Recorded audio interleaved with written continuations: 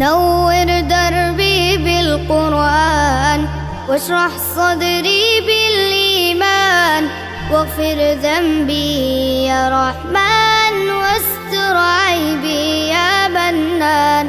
الحمد للہ والصلاة والسلام علی رسول اللہ وعلی آلہ وصحبہ وموالہ. محترم بھائیو، السلام علیکم ورحمۃ اللہ وبرکاتہ. آیات جو حالات میں اتری، وہ آیتیں جو خاص پس منظر رکھتی ہیں، ان کو ہم اس مجلس میں جانتے ہیں تاکہ قرآن کریم کے پیغام کو سمجھ سکیں، کیونکہ یہ کتاب اس لیے اتری ہے تاکہ اس کو سمجھا جائے اور اس کو سمجھ کر کے اپنی زندگی میں اتارا جائے. محترم بھائیو، حضرت صہیب رومی رضی اللہ تعالیٰ عنہ روم سے تعلق رکھتے تھے. اللہ کے نبی صلی اللہ علیہ وسلم کے ہاتھ پر انہوں نے اسلام قبول کیا. شروع میں ایمان لانے والوں میں سے ایک حضرت صہیب رومی رضی اللہ تعالیٰ عنہ بھی تھے. حضرت صہیب رومی رضی اللہ تعالیٰ عنہ نے جب ہجرت کرنے کا ارادہ کیا تو کفار قریش ان کے سامنے آئے اور انہوں نے کہنا شروع کیا کہ صہیب، تم مکہ آئے تھے تو کنگال تھے، یہاں پہ تم نے مال جمع کیا، اب یہاں سے نکل رہے ہو تو ایسا ہو نہیں سکتا کہ ہم تم کو مال لے کر کے جانے دیں، ہم جانے نہیں دیں گے مال لے کر کے. حضرت صہیب رومی رضی اللہ تعالیٰ عنہ نے کہا کہ اگر میں اپنا سارا مال تمہارے حوالے کر دوں تو کیا تم ہمیں جانے دو گے؟ انہوں نے کہا کہ ہاں، تب تو جانے دیں گے. حضرت صہیب رومی رضی اللہ تعالیٰ عنہ نے جو کچھ بھی ان کے پاس مال تھا، مکہ کے مالدار ترین صحابی ہیں، سارا مال کفار قریش کے حوالے کر دیتے ہیں اور نکل جاتے ہیں خالی ہاتھ ایمان لے کر. جب مقام قباء میں پہنچتے ہیں، اللہ کے نبی صلی اللہ علیہ وسلم جب ان کو دیکھتے ہیں تو اللہ کے نبی صلی اللہ علیہ وسلم دیکھ کر کہتے ہیں، ربح البیع یا ابا یحییٰ، ربح البیع یا ابا یحییٰ، ربح البیع یا ابا یحییٰ. ابو یحییٰ صہیب رومی رضی اللہ تعالیٰ عنہ کی کنیت تھی. آپ فرماتے ہیں کہ اے ابو یحییٰ، تیرا سودا کامیاب رہا، اے ابو یحییٰ تیرا سودا کامیاب رہا، اے ابو یحییٰ تیرا سودا کامیاب رہا. اسی واقعے کے پس منظر میں اللہ رب العالمین نے یہ آیت کریمہ اتاری، وَمِنَ النَّاسِ مَن يَشْرِي نَفْسَهُ ابْتِغَاءَ مَرْضَاتِ اللَّهِ وَاللَّهُ رَءُوفٌ بِالْعِبَادِ. اور لوگوں میں سے ایسا بھی ہے جو اللہ کی رضا حاصل کرنے کے لیے اپنی جان بیچ ڈالتا ہے، اور اللہ بندوں پر بہت مہربان ہے. میرے بھائیوں، ذرا غور کیجئے حضرت صہیب رومی رضی اللہ تعالی عنہ کے عمل پر کہ مکہ کے مالدار لوگوں میں ان کی گنتی ہو رہی ہے، لیکن جب ایمان بچانے کی بات آتی ہے تو دنیا کو لات مار دیتے ہیں اور ایمان بچا کر کے مدینہ پہنچتے ہیں.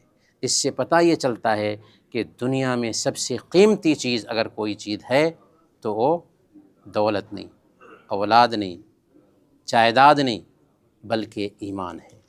ایمان کے مقابلہ میں دنیا کی کوئی چیز نہیں آ سکتی. ایک انسان ہے جو روکھی روٹی کھاتا ہے اور اس کے پاس ایمان ہے، وہ ارب پتی کھرب پتی سے بہتر ہے. دنیا کی سب سے عظیم دولت اس کے پاس ایمان ہے. بدر کا دن تھا. اللہ کے نبی صلی اللہ علیہ وسلم 313 صحابہ کے ساتھ مقام بدر میں ہیں، جبکہ دشمنوں کی طرف دیکھتے ہیں تو ان کی تعداد 1000 ہے.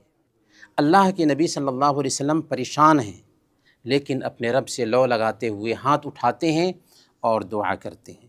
کہتے ہیں، اے اللہ، تو نے وعدہ کیا تھا کہ میں تیری مدد کروں گا.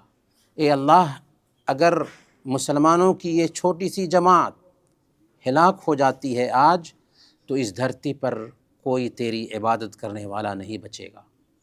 آپ اس قدر گرا کر کے دعا کر رہے تھے کہ آپ کے جسم مبارک پر چادر تھی وہ زمین پہ گر گئی۔ حضرت ابوبکر صدیق رضی اللہ تعالیٰ عنہ پیچھے سے آتے ہیں، آپ کو تھامتے ہیں، چادر اٹھا کر کے گردن مبارک پہ رکھتے ہیں اور کہتے ہیں کہ یا رسول اللہ اب بس کیجئے، اللہ تعالیٰ آپ کی ضرور سنے گا اور آپ کی مدد فرمائے گا۔ اسی پس منظر میں اللہ تعالیٰ نے یہ آیت کریمہ اتاری، اذ تستغیثون ربکم فاستجاب لکم انی ممدکم بألف من الملائکۃ مردفین۔ یاد کرو اس وقت کو جب کہ تم اپنے رب سے مدد طلب کر رہے تھے، اللہ تعالیٰ نے تمہاری دعا قبول فرمائی کہ میں 1000 فرشتوں کے ساتھ تمہاری مدد کرنے والا ہوں جو پے در پے آئیں گے، لگاتار آئیں گے۔ چنانچہ اللہ رب العالمین نے 313 صحابہ پر مشتمل اس فوج کی مدد فرمائی اور 1000 فرشتوں کو اتارا جنہوں نے کفار کے چھکے چھڑا دیے۔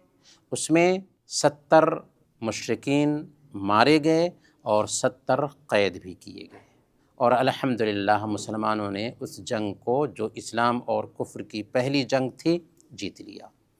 جب یہ 70 مشرکین جو قیدی تھے مدینہ لائے گئے تو ان کے انجام کے بارے میں بھی باتیں ہوئیں۔ اللہ کے نبی صلی اللہ علیہ وسلم نے صحابہ سے مشورہ کیا۔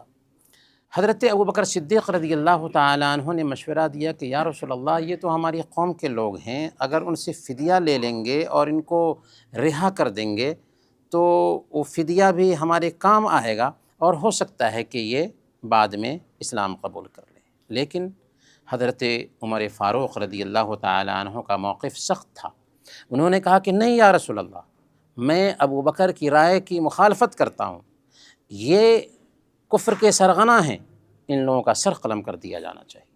لیکن اللہ کے نبی صلی اللہ علیہ وسلم نے حضرت ابوبکر صدیق رضی اللہ تعالی عنہ کی رائے کو پسند کیا اور فدیہ لے کر کے ان کو رہا کر دیا۔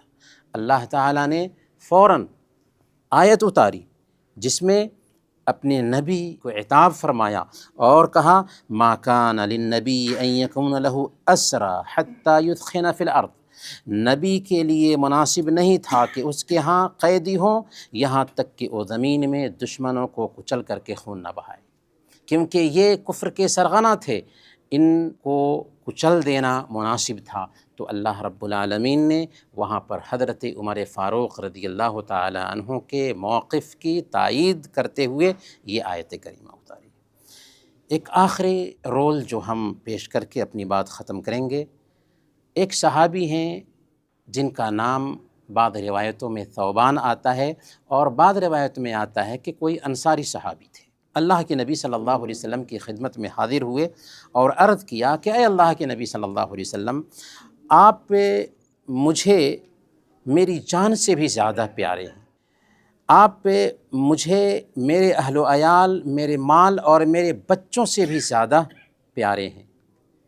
جب میں اپنے گھر میں ہوتا ہوں اور آپ کو یاد کرتا ہوں تو میں بے چین ہو جاتا ہوں، یہاں تک کہ آپ کے پاس آتا ہوں اور آپ کا دیدار کر لیتا ہوں تو میری بے چینی جاتی رہتی ہے۔ میں سوچتا ہوں کہ یہاں تو ٹھیک ہے کہ آ کر کے آپ کا دیدار کر لیتا ہوں، لیکن جب مجھے موت آ جائے گی اور آپ کو بھی موت آ جائے گی تو آپ کو تو نبیوں کے ساتھ رکھا جائے گا، پھر آپ کے دیدار سے تو ہم محروم رہ جائیں گے۔ یہ پریشانی ہمیں بے چین کر دیتی ہے۔ اللہ کے نبی صلی اللہ علیہ وسلم سنتے ہیں اور خاموشی اختیار کرتے ہیں، کچھ جواب نہیں دیتے ہیں۔ فوراً اللہ رب العالمین کی طرف سے وحی اترتی ہے اور اللہ تعالیٰ فرماتا ہے وَمَن يُطِعِ اللَّهَ وَالرَّسُولَ فَأُولَٰئِكَ مَعَ الَّذِينَ أَنْعَمَ اللَّهُ عَلَيْهِم مِّنَ النَّبِيِّينَ وَالصِّدِّيقِينَ وَالشُّهَدَاءِ وَالصَّالِحِينَ، اور جو کوئی بھی اللہ اور اس کے رسول کی اطاعت کرے گا تو یہ ایسے ہی لوگ ہیں جو ان ہستیوں کے ساتھ ہوں گے جن پر اللہ تعالیٰ نے انعام فرمایا ہے، انبیاء، صدیقین، شہداء اور صالحین۔ یہ کتنے اچھے ساتھی ہیں، یہ کتنے اچھے ساتھی ہیں۔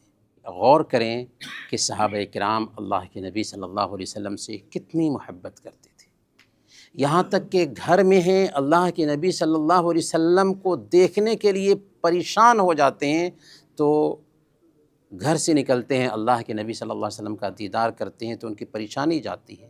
اب ان کے اندر یہ احساس پیدا ہو رہا ہے کہ اگر اللہ کے نبی صلی اللہ علیہ وسلم وفات پا جائیں گے، ابھی تو ہم آپ کا دیدار کر رہے ہیں، تو آپ تو انبیاء کے ساتھ رہیں گے، ہم آپ کو نہیں دیکھ پائیں گے۔ یہی احساس پیدا ہوتا ہے، اللہ کے نبی صلی اللہ علیہ وسلم کے دربار میں اس احساس کو رکھتے ہیں تو اللہ رب العالمین آیت کریمہ اتار دیتا ہے، جس میں اس بات کی وضاحت کی جاتی ہے کہ جو لوگ اللہ اور اس کے رسول کی تابعداری کرتے ہیں وہ انبیاء، صدیقین، شہداء اور صالحین کے ساتھ ہوں گے۔